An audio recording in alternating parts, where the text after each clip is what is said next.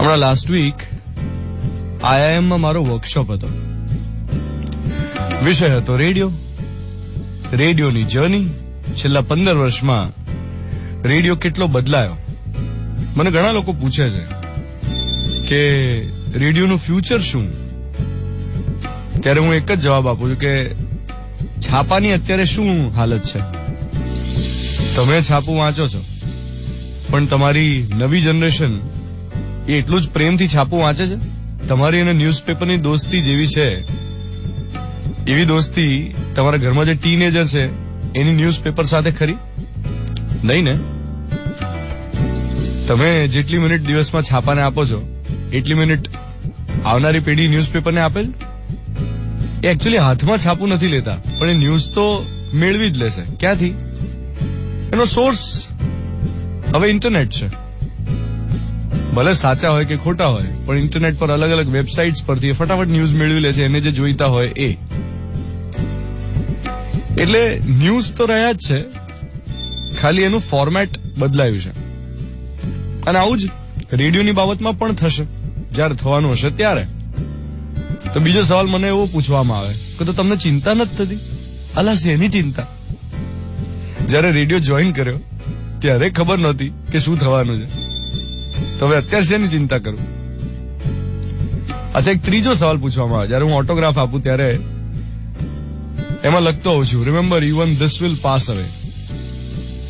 ત્યારે પણ ઘણા પૂછતા હોય છે કે આ તમે કેમ લખ્યું? એનો જવાબ આપી દઉં અત્યારે.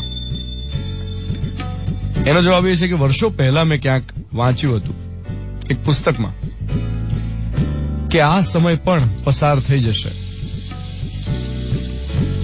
અનુકૂળતામાં સુખમાં જ્યારે છકી જવાય અને પ્રતિકૂળતામાં દુઃખમાં જ્યારે ગભરાઈ જવાય ત્યારે એટલું જ વિચારવું કે આ સમય પણ પસાર થઈ જશે.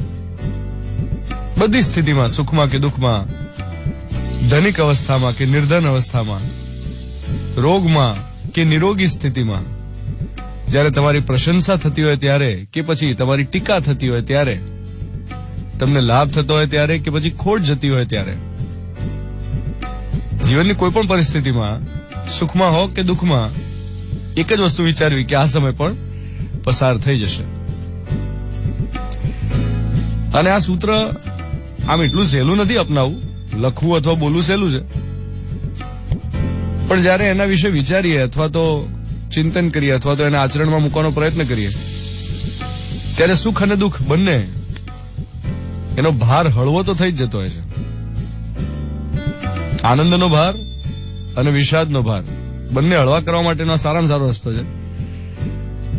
Just remember this will pass અવે.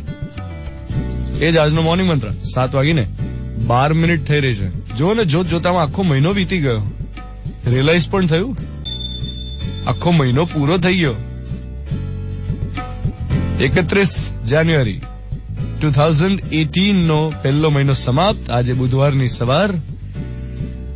મિર્ચી 98.3 પર હું છું દ્વાનિત તમારી સાથે. Good morning my dear.